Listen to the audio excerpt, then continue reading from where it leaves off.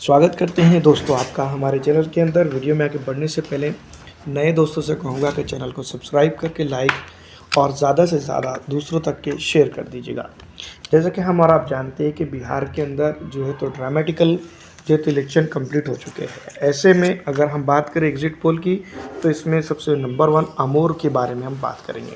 आमोर के अंदर अख्तर उल इमान साहब चुनावी मैदान में हैं और चुनावी मैदान के साथ साथ कई एक चीज़ें आमोर के अंदर हुई है और आमोर की जनता जो है तो अख्तर उल इमान साहब को सर पर बैठा लेती थी, लेकिन ऐसा बिल्कुल नहीं हो पाया है।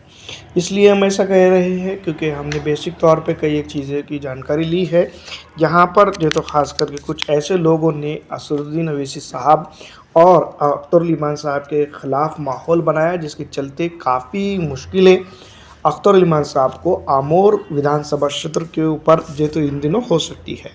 बहुत सारी ऐसी जगह रही जहां पर जो तो अख्तर उल इमान साहब को प्रचार प्रसार करने के लिए भी जाने में दिक्कत हुई है। और जो कि अगर देखा जाए तो पूरे सीमांचल ही नहीं बल्कि पूरे बिहार के अंदर अख्तर उल इमान साहब की जिस तरह से जो फंडिंग हुई है और जिस तरह से जो है तो उन्होंने इस इलाके के अंदर खर्चा किया है जनता के लिए, पुल पुलिया का निर्माण, सड़कों का निर्माण और बहुत सारी ऐसी चीज़ें निर्माण अधीन हैं या निर्माण कर चुके हैं, जिसके चलते अख्तर उल इमान साहब को इस बार तकरीबन 1 लाख वोटों की बढ़त के साथ जीत का सामना करना पड़ सकता था, लेकिन ऐसा नहीं हुआ।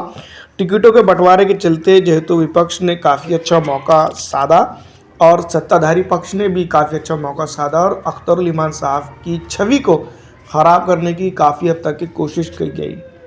इस इलाके के अंदर अगर हम बात करेंगे तो पिछड़ा, दलित, आरक्षित, मुस्लिम, खास करके मुस्लिम समाज को वर्गला कर जो तो अख्तर उल इमान साहब के सामने खड़ा कर दिया गया, जिसके चलते नतीजा स्वरूप ये आया कि अख्तर उल इमान साहब की आज की जो आमोर बैसा की सीट की अगर बात करें तो काफ़ी डगमगाते हुए नज़र आ रही है।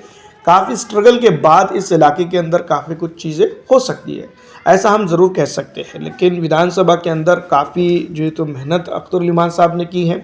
पिछले 5 साल उनके अगर देखा जाए कामों के हिसाब से और 35 सालों का अगर हिसाब देखा जाए तो उनके बेमिसाल 5 साल रहे, क्योंकि उन्होंने 800 करोड़ रुपया खर्चा किया है। और ये भी सबसे बड़ी बात है कि इनकी विधानसभा के अंदर ये पहले शख्स मैं कह सकता हूँ होंगे कि जिन्होंने उनके 5 साल टर्म में इतना ज़्यादा खर्चा किया। जनता को जो तो जनता ने समझना चाहिए था, लेकिन किसी जगह पर जो उनकी विधानसभा भी नहीं है, जो कि हर विधानसभा क्षेत्र के ऊपर टिकट ना मिलने के चलते इस तरह की चीज़ें हुई।